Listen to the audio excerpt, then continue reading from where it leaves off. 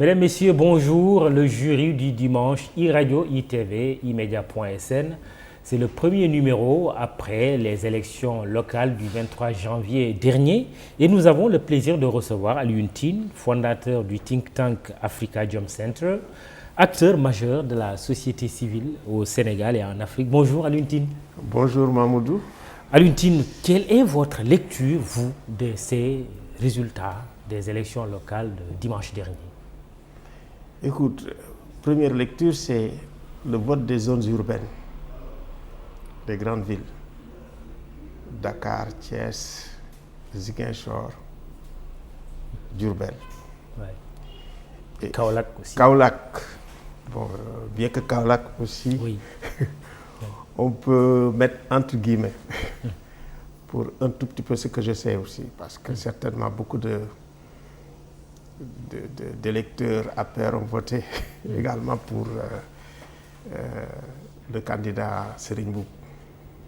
Écoutez, ma lecture c'est ceci.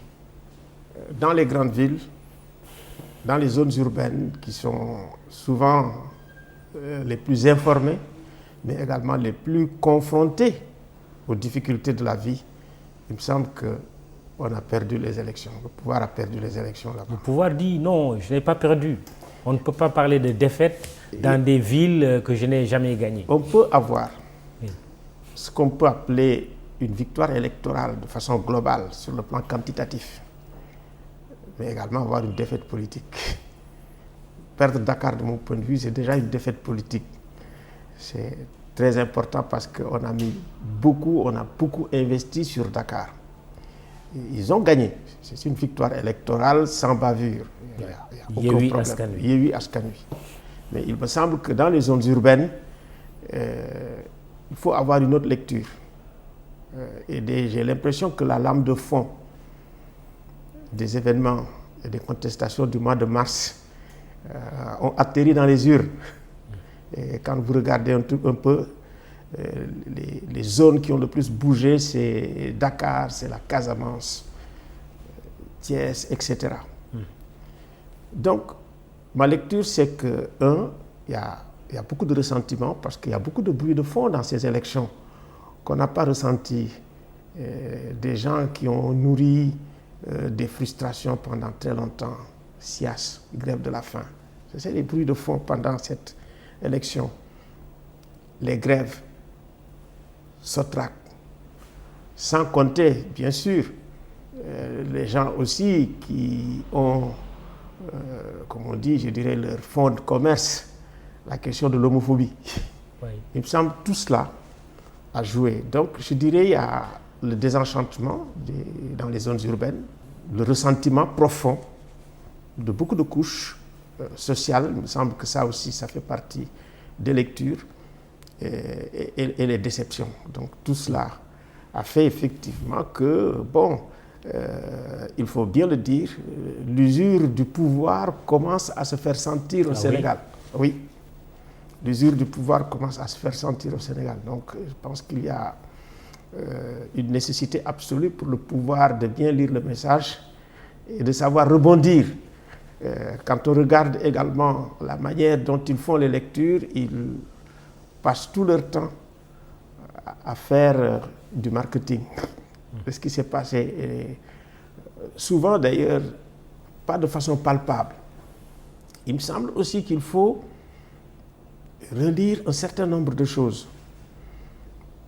Le TER en 2019, ça a été le clou de la campagne électorale.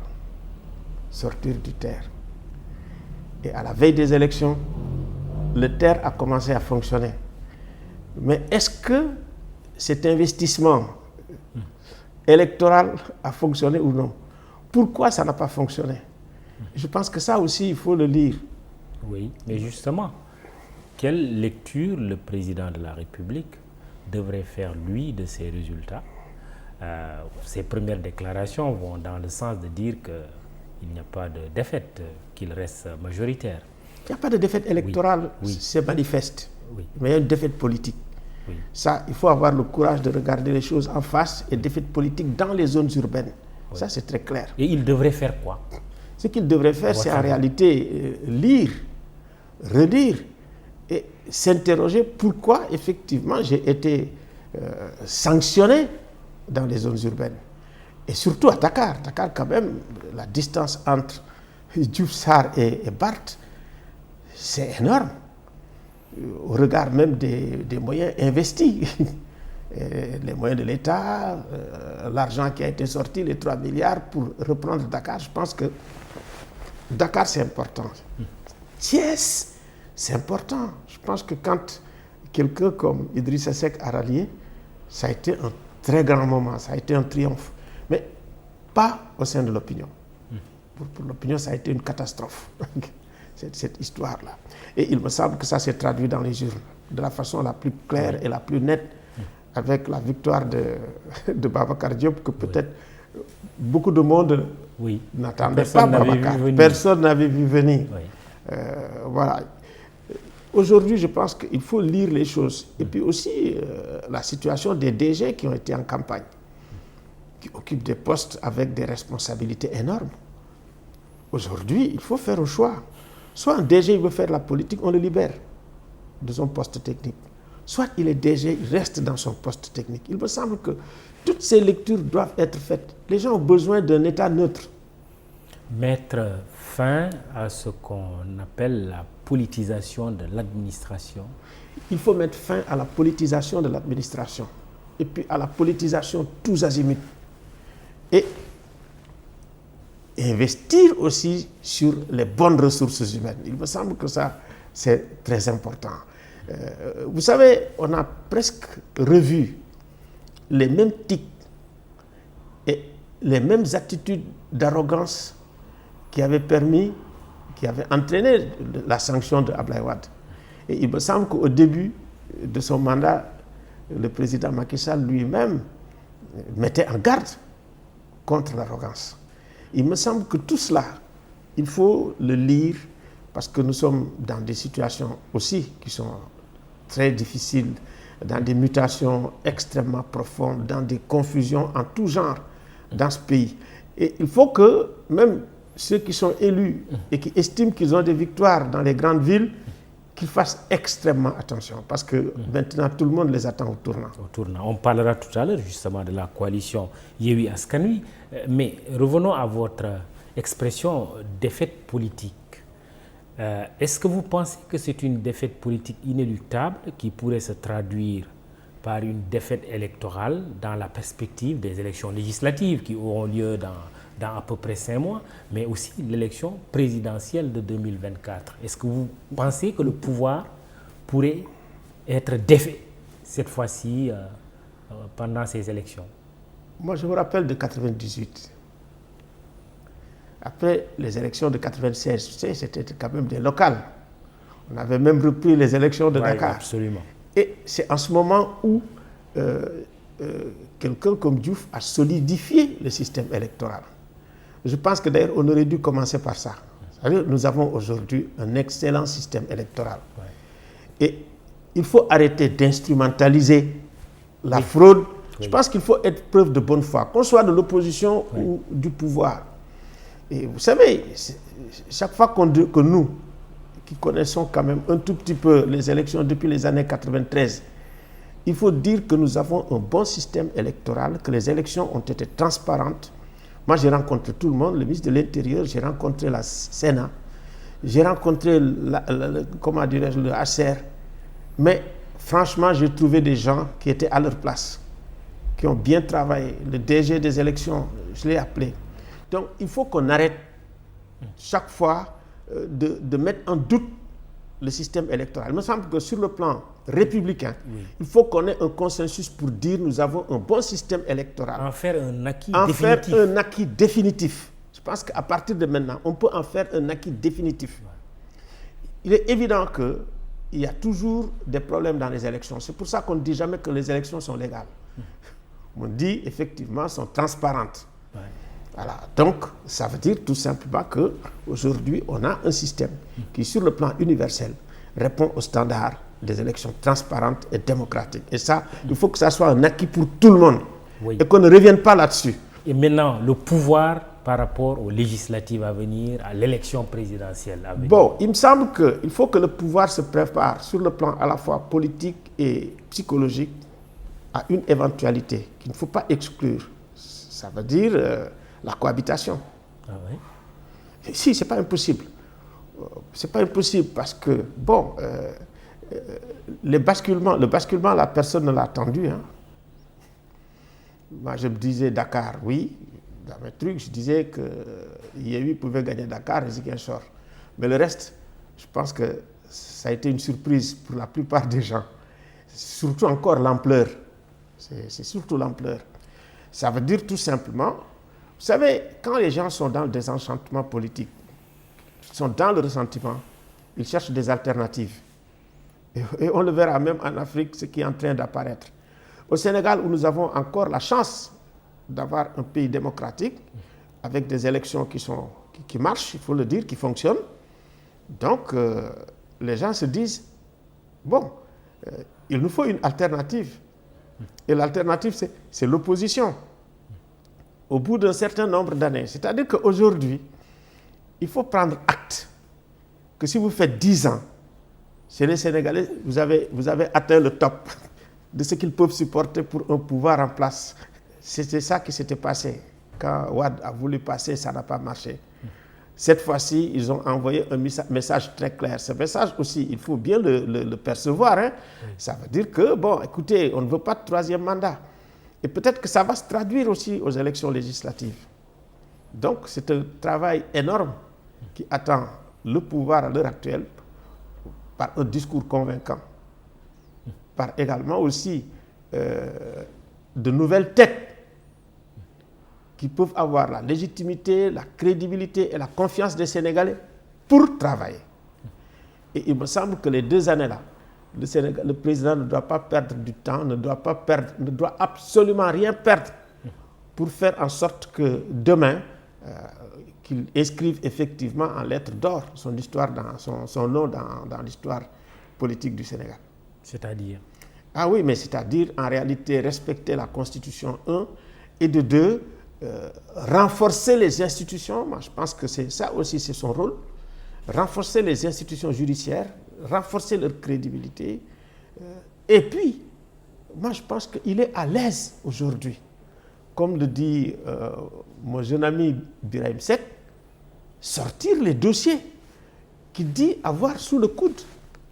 Il me semble que c'est maintenant qu'il faut les sortir pour savoir que, écoutez, on est en train de lutter de façon frontale contre, comme on dit, la malgouvernance. Parce que la malgouvernance, c'est ça qui produit les monstres politiques. Oui. Et alors, un président qui va s'atteler à nommer un premier ministre, il l'avait promis, après les élections locales, également la formation d'un nouveau gouvernement. Est-ce que vous avez des attentes particulières? Bon, pas du tout. En tant que citoyen, en tant que société civile. En tant que citoyen, oui. ce que nous attendons, et je pense que ce que la plupart des gens attendent, c'est que la politique politicienne ne prévale pas et que l'efficacité des personnes ressources, leur intégrité morale, leur parcours, je pense que tout ça, ça compte pour effectivement dire, ah tiens, il faut qu'ils nous surprennent. Il faut qu'effectivement, dans le nouveau gouvernement, qu'on sente un sursaut. On se dit, ah, enfin.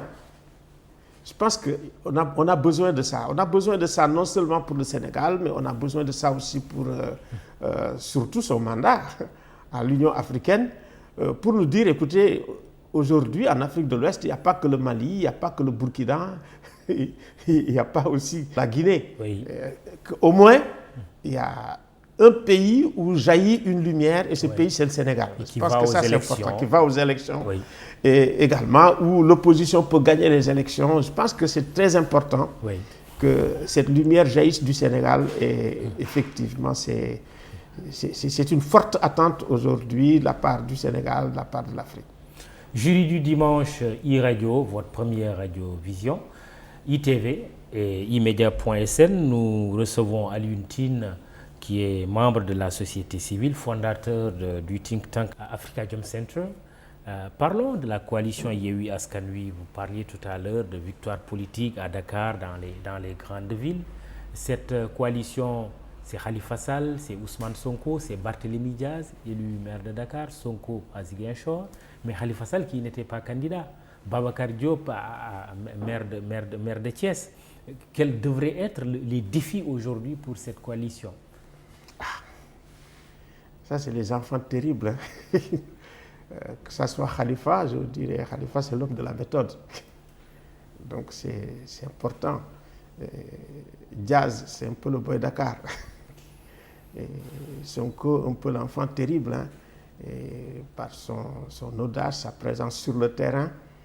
Et puis, bon, le militant très déterminé, dur, ça c'est Babacar. On l'avait vu sortir de prison. Donc, ce que nous attendons, surtout, et je pense que Birahim aussi l'a dit, je le cite souvent quand il fait des choses qui sont excellentes. Oui. D'abord, quand même déclarer leur avoir. Voilà, déclarer. C'est extrêmement important, le revenu.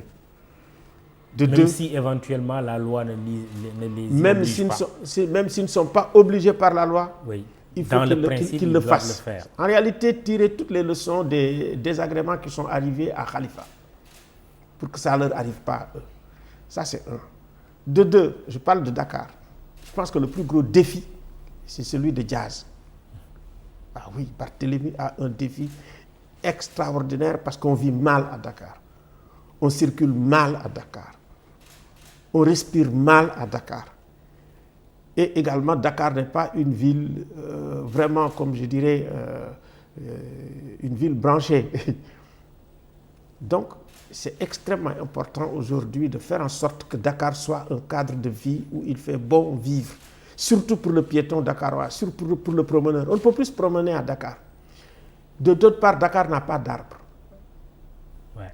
Donc, il nous faut une ville verte. Ouais. Il nous faut une ville intelligente. Il nous faut effectivement une ville de Dakar parce que, quand même, avec Dakar, c'est une des villes les plus polluées au monde.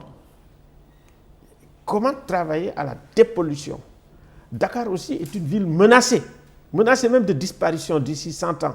Je pense que toutes ces choses-là, vous avez l'érosion côtière qui frappe Dakar de plein fouet. Vous avez la sécheresse et vous avez les inondations à Dakar. Je pense que quand même, la justice climatique est également un grand défi auquel, effectivement, est confronté Dakar. Problème d'assainissement et autres. Vous prenez Ziguinchor, c'est une ville riche. Une ville où il y a un fleuve et la mer. C'est déjà une ville riche, sans compter les autres. C'est une ville verte. Mais Ziguinchor, aujourd'hui, a beaucoup perdu. Oui. Justement, Ziguinchor, c'était une forêt au moment où nous, on était à l'école primaire.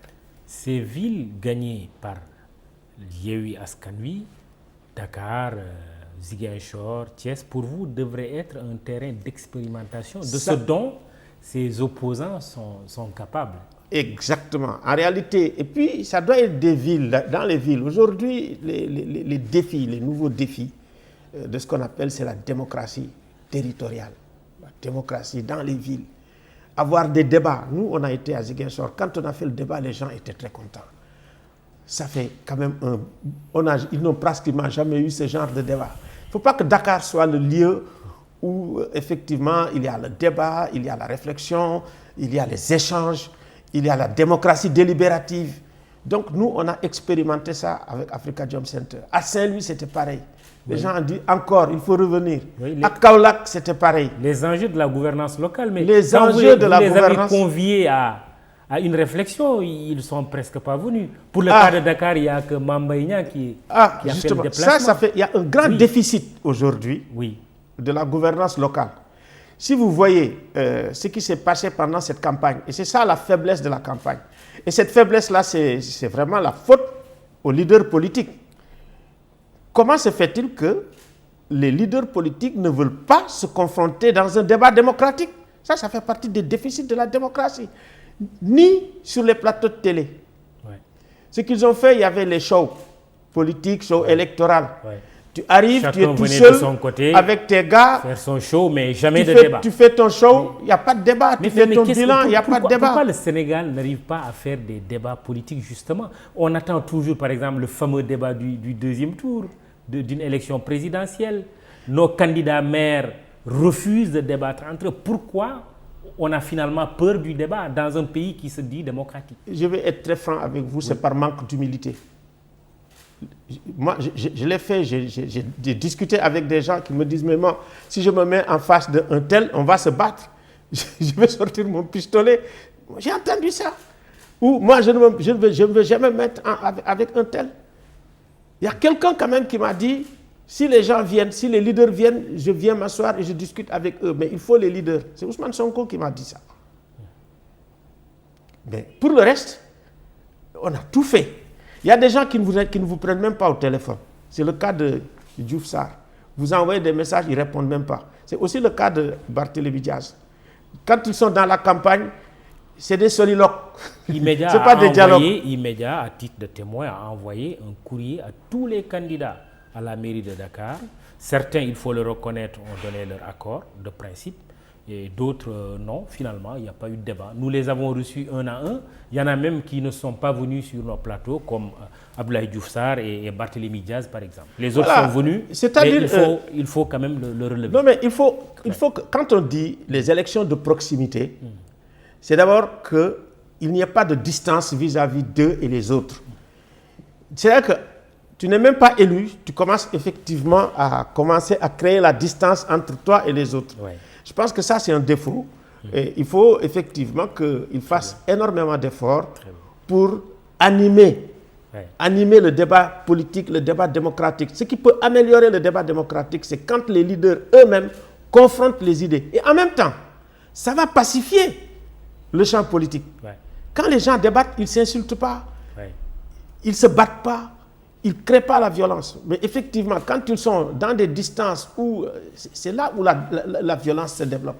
Donc franchement, nous invitons les leaders politiques à vraiment améliorer le débat politique en étant présents sur les plateaux, que les ministres arrivent, que les leaders politiques arrivent. C'est comme ça que ça se passe dans les démocraties quand même avancées. Dans tous les pays du monde, et même dans certains pays africains, vous avez ça. Parlons de quelqu'un qui n'était pas candidat, mais qui a joué un rôle dans les bons résultats obtenus par la coalition Yewwi Askan Wi, Khalifa Ababacar Sall, ancien maire de Dakar, qui a été après destitué à la suite de la fameuse affaire dite de la caisse d'avance. Mais Khalifa Sall qui revient dans le jeu politique parce que sa coalition a gagné, mais qui est inéligible.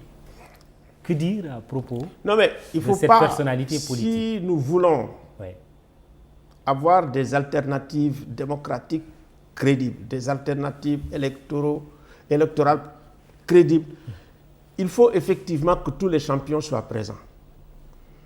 Il est net que Khalifa, c'est, comme je dis, l'homme de la méthode. Depuis 2009, 2014, 2022, sa méthode, quand même, gagne. Khalifa, s'il n'est pas candidat, c'est parce qu'il estime qu'il est présidentiable. Et les Sénégalais estiment il a annoncé sa candidature. Mais les Sénégalais estiment que Khalifa Sall est présidentiable, fait partie des présidentiables. Si nous voulons avoir des élections correctes et de qualité, il faut effectivement que le pouvoir, et vraiment je m'adresse au président Macky Sall, fasse en sorte que Khalifa et Karim reviennent dans le champ politique, soient éligibles. Et ça va apaiser concrètement, c'est quoi politique. Concrètement, votre proposition, mais écoutez, moi je dis, il faut prendre les taureaux par les cornes, une loi d'amnistie. Une loi d'amnistie, nous en avons besoin. Ils disent qu'ils ne sont pas demandeurs. Et si on a bien compris, Karim Wade pense que lui, son procès doit être révisé. Le projet de Karim Wade, c'est même les Nations Unies qui demandent la révision. C'est pratiquement pas, c'est la communauté internationale. Mais qu'est-ce qu'il faut faire justement? Apparemment, la formule pose problème. Ici, la formule, c'est une formule politique. C'est une formule politique. Parce qu'en réalité, les questions pour lesquelles ils ont été en prison sont des questions politiques. Donc, il faut trouver une solution politique avec l'amnistie. Il n'y a pas autre chose. C'est un des outils aujourd'hui, un peu partout dans le monde, quand on veut effectivement apaiser régler des problèmes, il faut le faire. Il faut le faire, je pense que c'est la solution. Et on n'a pas même à lui, il n'a qu'à prendre son initiative, il le fait et c'est terminé. Le reste, c'est des problèmes, bien entendu, d'amour-propre. Très bien. Oui. Un projet de loi d'amnistie. Un projet de loi d'amnistie. Je pense que dès qu'il va faire son gouvernement, il fait un projet de loi d'amnistie. C'est-à-dire qu'il faut que sur le plan politique, sur le plan institutionnel, qu'il y ait des actes extrêmement forts qui montrent effectivement que le président de la République est en train de renforcer les institutions politiques, de renforcer les institutions judiciaires, de renforcer aussi le champ politique lui-même. Parce que le champ politique, c'est un champ de ruine. Hein. Il ne faut pas se faire trop d'illusions. Parce que c'est quand les gens ont la possibilité de choisir que, effectivement, les bons choix puissent se faire. Mais quand ils n'ont pas la possibilité de choisir, ce qu'ils vont faire, c'est éliminer. Et c'est ce qu'ils savent faire. Alors, Alioune Tine, vous êtes l'invité de ce jury du dimanche. Terminons sur un point pour parler, pour fermer cette parenthèse élection locale. On parle de populisme de plus en plus. On parle même d'homosexualité en disant que le débat aurait joué, pesé sur la balance le jour des élections locales. Quel est votre sentiment? Écoutez, le populisme, c'est le résultat du désenchantement démocratique. C'est le résultat aussi du ressentiment politique. Ce n'est pas seulement le cas aujourd'hui en Afrique. En Afrique, ça se traduit par trois choses. Et il faut faire extrêmement attention. Quand je parle de désenchantement politique, je mets là-dedans la malgouvernance, la corruption, les déceptions, les alternatives sans, comme on dit, les alternances sans alternative, parce que ça aussi, on l'a vécu. C'est-à-dire que, pour me résumer, hein, de mon point de vue, il y a un état d'épuisement des démocraties qui nous viennent des transitions depuis les années 90. C'est un épuisement total. Et aujourd'hui, qui aboutit presque à la décomposition des États dans nos sous-régions. Donc, ça amène les gens qui ne comprennent plus. On vote, mais ça ne change pas. On vote, mais on devient plus pauvre. On vote, mais les gens volent de plus en plus. Donc, il n'y a pas d'institution solide. Ce que j'ajoute seulement, c'est qu'en réalité, l'hyper-présidentialisme en tant que modèle est épuisé. Il faut regarder l'état de la CEDEAO à l'heure actuelle. Ouais. Et maintenant, c'est le ressentiment politique, c'est le désenchantement politique qui a amené le djihadisme. Parce que les djihadistes, ce ne sont pas des gens qui viennent... Ce sont des Africains qui sont déçus, qui tournent le... Ouais. Le désenchantement politique, c'est ça qui amène aussi les pouvoirs kaki. Le pouvoir kaki défendu aujourd'hui. C'est ça aussi le populisme. Ouais. Et c'est le désenchantement politique qui amène aussi ce qu'on appelle les contestations et les révoltes, les grandes contestations qui font tomber même des États. Vous avez les trois choses. Je ne mets même pas l'immigration maintenant là-dedans. Le fait de dire, écoutez, on peut avoir son salut partout sauf en Afrique. Tout ça, c'est le désenchantement politique. Les gens, ils se disent, écoutez, mieux vaut autre chose. Et ça, écoutez, maintenant les gens qui mobilisent l'extrême droite, quand vous allez en France, le désenchantement, ça produit quoi? En France, en Europe et partout. La montée de l'extrême droite, la montée de la xénophobie, la montée de l'antisémitisme, du racisme et également de l'anti-élitisme. C'est ça qui a fait Zemmour. Zemmour, c'est le produit du ressentiment.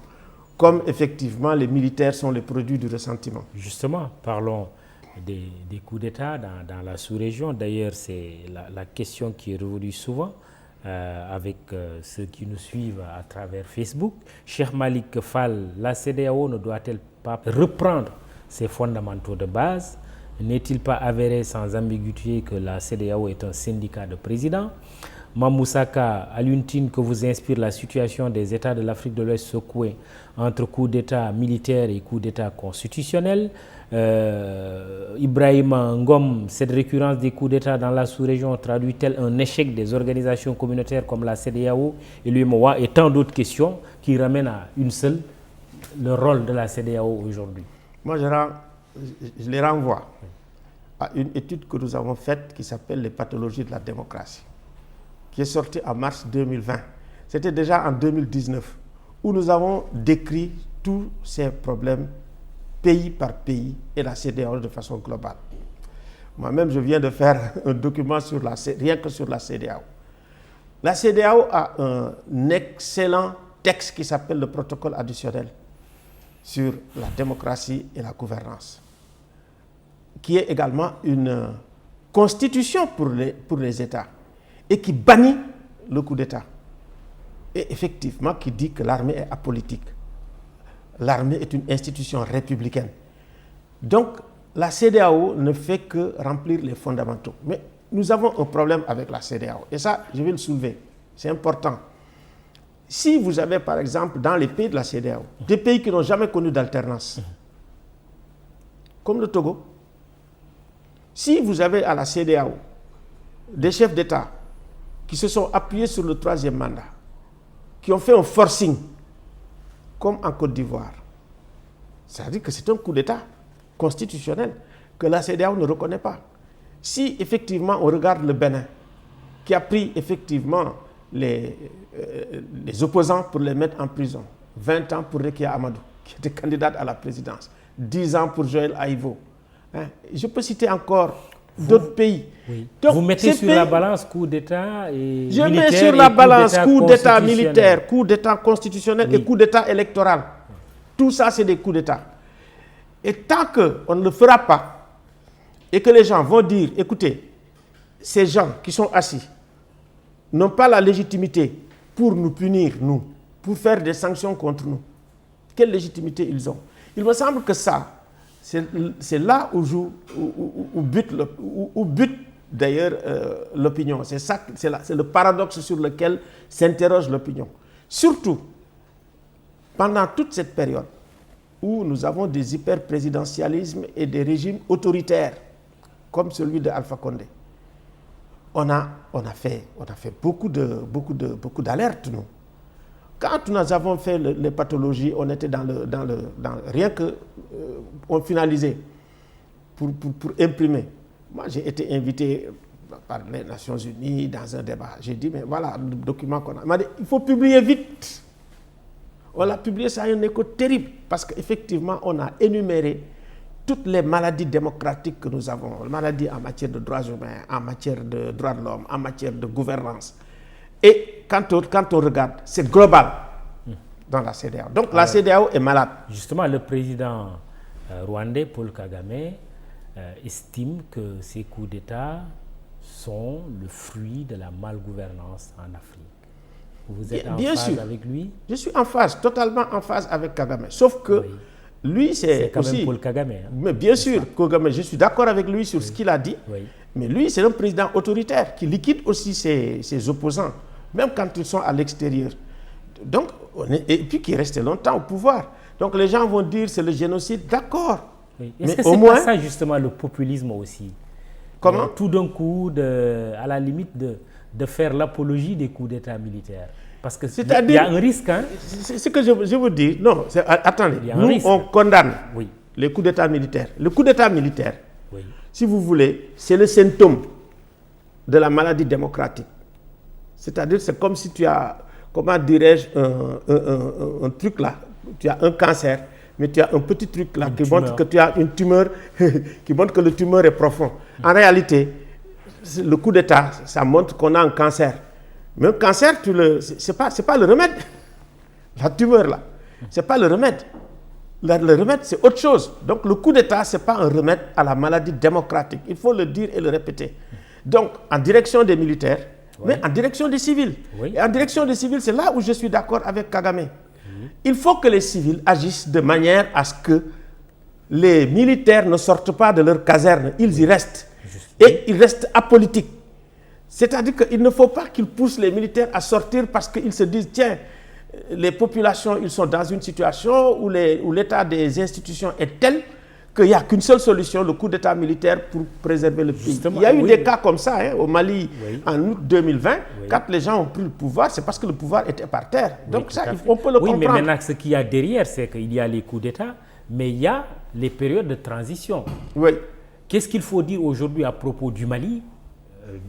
On sait que les autorités maliennes parlent d'une transition de 5 ans. À propos de la Guinée, où il y a également coup d'État. À propos du Burkina, tout récemment. qu'est-ce qu'il faut dire par rapport aux périodes de transition? Parce que les coups d'État sont déjà là. Cela se constate. Vous voulez que je vous réponde? Oui. Tous les coups d'État au Mali, en Guinée et au Burkina, c'est des coups d'État de plus. Burkina, c'est le 8e coup d'État. Est-ce que les autres coups d'État ont réglé des problèmes? Ben oui. 5e coup d'État au Mali, est-ce que ça a réglé les problèmes? En Guinée, à peu près 4e coup d'État. Et quand on regarde les régimes militaires, ils ont été les régimes les plus longs. Oui. Et quand on regarde de près, c'était des régimes aussi les plus corrompus. Donc, le coup d'État militaire, ce n'est pas la panacée. J'en viens aux élections. Les élections aussi, ce n'est pas la panacée. Nous réduisons, comment dirais-je, la démocratie à l'élection. L'élection, c'est un moment extrêmement important et fondamental de la démocratie. Mais la démocratie, moi je suis d'accord là, avec quand même, comment il s'appelle encore, c'est l'égalité des conditions. Et aujourd'hui, le grand problème que nous avons, c'est les fractures et les inégalités sociales qui deviennent extrêmement profondes. Et les gens estiment que la voie du salut, c'est la politique. C'est pour ça que tout le monde fait de la politique. Parce que c'est l'ascenseur social. Et il y a un fossé énorme entre les gens qui ont réussi en politique et ceux qui n'en font pas. Qu'ils soient experts ou autre chose. C'est-à-dire que c'est par la politique seulement qu'on est sauvé. Il faut qu'on en sorte. Oui. Mais concrètement... Qu'on en sorte avec d'abord, moi je dis, la gangrène aussi, c'est l'hyper-présidentialisme. Oui. Si on va faire des élections pour faire une alternance et jouer dans la logique du pousse-toi que j'y me mette, mais on ne règle rien. Et c'est ce qui est arrivé. Et maintenant, les gens se disent, mais il nous faut maintenant des régimes forts. Mais justement, faut-il quand même accorder une période de transition de 5 ans au Mali, de 5 ans à la Guinée, de 5 ans au Burkina Faso? Non. Transition de 5 ans, c'est trop. Moi, je pense qu'en 18 mois, les gens peuvent bien réfléchir. Le grand problème que nous avons, je vais te le dire. Si vous avez des hommes politiques qui ne sont jamais jugés quand ils détournent ou quand ils sont enrichis par la corruption, ils ont des réseaux. S'ils ne sont pas punis, ils ont l'argent. Et avec ça, ils se font réélire. Après Blaise, c'est qui? Après la révolution du Burkina, après Blaise, c'est qui? C'est pas Roch. Roch, c'était le numéro 2. C'est à peu près les mêmes qui reviennent. Si vous allez dans les autres pays arabes, c'est les mêmes qui reviennent avec les mêmes pratiques. Donc, moi, la solution pour moi, et nous sommes en train de réfléchir là-dessus, c'est de repenser nos systèmes. C'est-à-dire que nous avons le système de 90 à 2014, ce système de l'hyper-présidentialisation et des démocraties de façade. Ce système est totalement épuisé. Il faut réfléchir sur autre chose. Est-ce qu'il faut réformer la CEDEAO? Il faut absolument réformer la CEDEAO. Il faut réformer ces institutions. Il y a même aujourd'hui des tentatives de réforme au niveau de la Cour de justice, au niveau du nombre des commissaires. Maintenant, c'est réduit à 7. Mais bon, c'est une période de transition même que la CEDEAO est en train de vivre à l'heure actuelle. Mais ce n'est pas suffisant.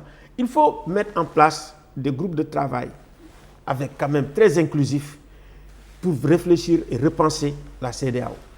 Faire un groupe de travail pour repenser et réfléchir sur l'Union africaine et ces institutions régionales et continentales sont totalement forcloses. Et effectivement, ça donne l'impression que nous avons des syndicats de chefs d'État qui ne sont là que pour défendre leurs intérêts et les intérêts de boutique. Et qui sont complètement en déphasage avec les opinions africaines. Mais il y a les opinions africaines. C'est pour ça que je dis que les désenchantements et les ressentiments produisent des monstres. Et ils ont commencé à produire des monstres chez nous. Il faut faire attention et repenser la politique et la démocratie. Que le Burkina est suspendu par la CEDEAO. Les sanctions contre le Mali sont maintenues. À Dakar, il y a eu cette manifestation de soutien de certains acteurs, de certains citoyens, manifestation de soutien au peuple malien. Qu'est-ce qu'il faut faire de ces sanctions aujourd'hui? Moi, je pense que la CEDEAO n'a fait qu'appliquer ces textes, ces règles. Et ce n'est pas la première fois d'ailleurs qu'on a sanctionné le Mali. Mais de mon point de vue, les sanctions seules ne sont pas efficaces. Et surtout, il ne faut pas que les sanctions, comment dirais-je, frappent les populations civiles, il faut que les responsables, qu'on cible les responsables. Mais maintenant aussi, les sanctions peuvent-elles avoir un impact sur des responsables qui n'ont pas d'argent, qui n'ont pas de compte, qui n'ont pas de trucs? Ça, c'est des problèmes. Mais il me semble qu'il faut faire preuve de responsabilité à l'heure actuelle, parce que quand même, il y a aujourd'hui un péril beaucoup plus grave qui nous guette. Et c'est le basculement géopolitique.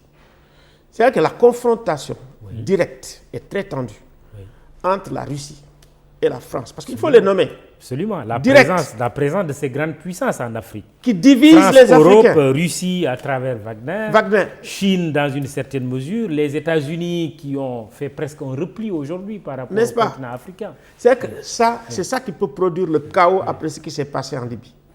C'est ça la chose la plus grave. Et je n'ai pas l'impression que les intellectuels africains en ont tellement conscience.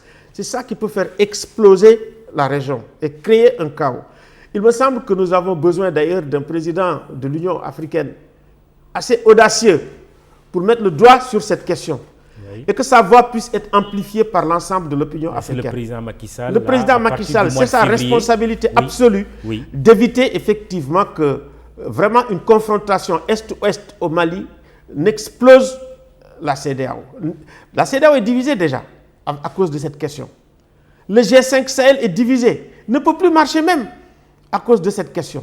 Donc nous avons des problèmes géopolitiques aujourd'hui qui sont tels qu'il est bon que les intellectuels réfléchissent, pensent et effectivement essayent de proposer des solutions aux chefs d'État. Que les organisations de la société civile réfléchissent sur cette question, parce que c'est la plus grave menace que je vois à l'heure actuelle.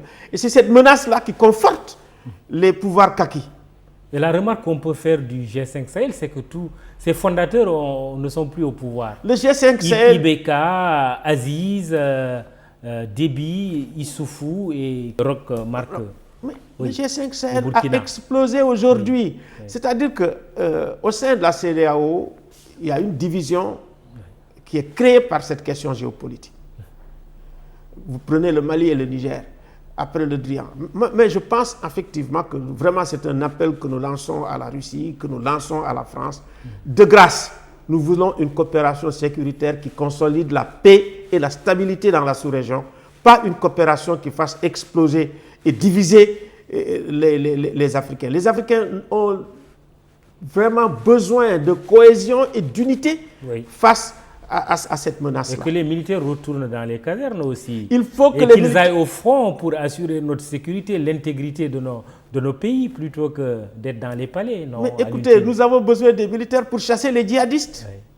Surtout quand même que c'est les forces spéciales les mieux entraînées. Absolument. Mais on a besoin aussi de civils qui repensent leurs pratiques politiques. Alors, le cas du Sénégal par rapport à la sous-région, parce qu'on entend de plus en plus un discours du genre, attention, le Sénégal n'est pas non plus à l'abri de ce qui se passe, mais un Sénégal qui sort d'élections territoriales qui se sont bien déroulées, qui prend la présidence de l'Union africaine, est-ce que c'est un atout ou finalement un handicap?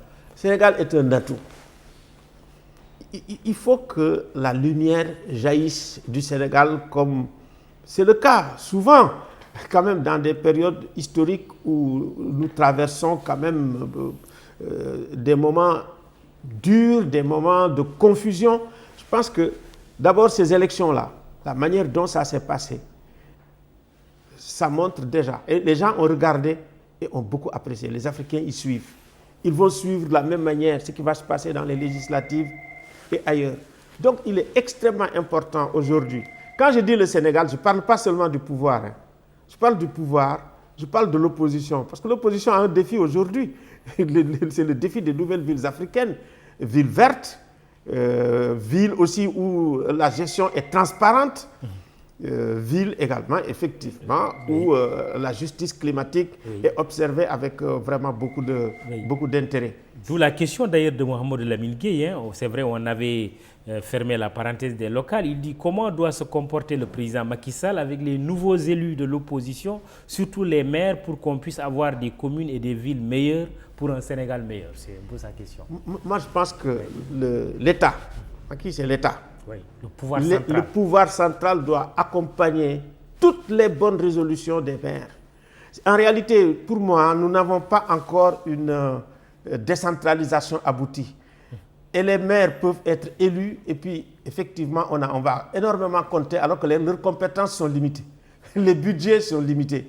Il y a des maires qui vraiment promettent monts et merveilles et puis ne peuvent pas faire. Mais il faut faire plus de décentralisation. Parce que plus de décentralisation, c'est en réalité faire en sorte que l'émergence, ce n'est pas seulement dans la capitale, parce que l'émergence c'est seulement Dakar, mais faire de l'émergence à Ziguinchor, à Kaolack, ailleurs, à Kaolack quand vous arrivez. Mais vous le sentez, le problème d'assainissement à Kaolack. Quand je suis arrivé, c'est ce que j'ai dit d'ailleurs au candidat maire. Je dis, le premier défi, c'est l'assainissement, parce que quand à Kaolack, vous arrivez sur le plan olfactif, vous avez d'abord une information que l'assainissement pose problème ici à Kaolack. Un défi pour Serigne Mboup. C'est un grand défi pour Serigne Mboup. Le premier défi. C'est un maire non politique. C'est un maire non politique. Qui a fait ses preuves dans le privé.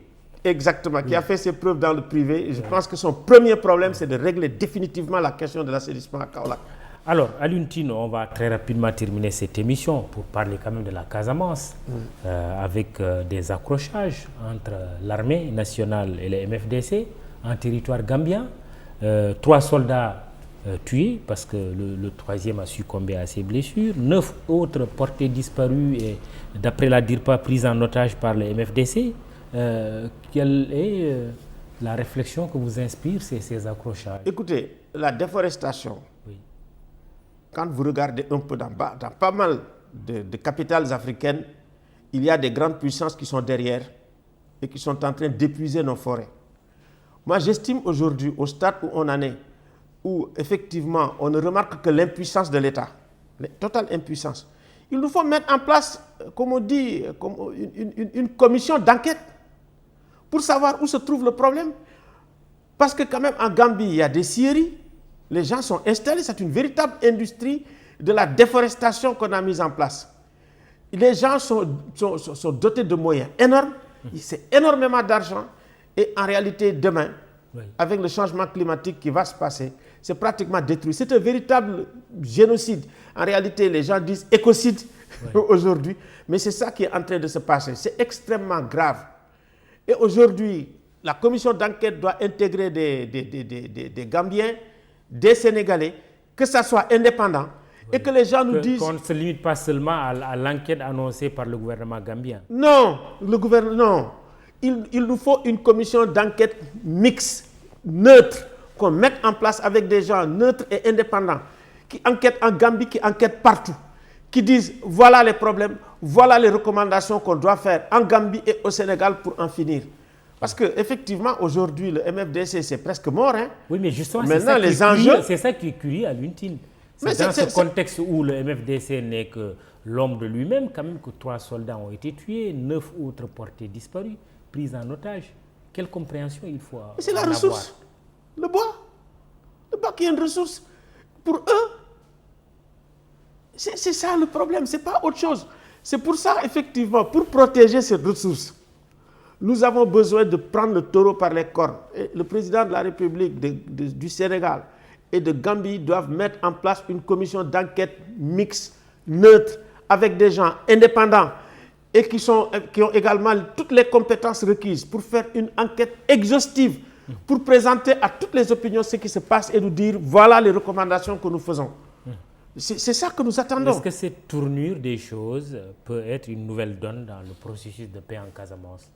Mais bien sûr que ça peut être une tournure. Moi je pense que c'est effectivement une action isolée. Hein. Ce n'est pas quelque chose... aujourd'hui, quand même, la Casamance est sous contrôle et les gens en ont marre de la guerre. Hein. Vraiment, il faut remercier le collectif des femmes. Hein. Ils ont fait un travail extraordinaire pour la paix en Casamance. Et je ne pense pas, effectivement... moi, je pense que c'est plutôt des bandits, quoi. Parce que maintenant, tu sais, dans la transformation, la drogue, c'est exactement... Oui, mais la crainte, c'est aussi un réarmement. Mais bien sûr. C'est pour ça qu'il est important de prendre cette affaire au sérieux. Cette affaire, ça ne dure pas de maintenant. On est en train de déboiser complètement la Casamance. Ce n'est pas seulement la Casamance. Si vous allez au Gabon, c'est pareil. Si vous allez au Kenya, c'est pareil.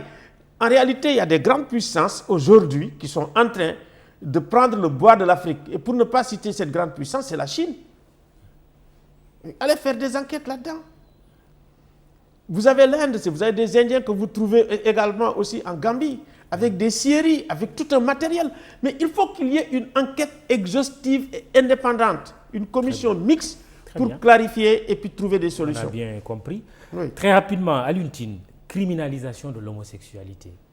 Écoutez, moi j'ai décidé de ne plus parler de l'homosexualité. J'estime effectivement nous avons une frange d'extrême droite,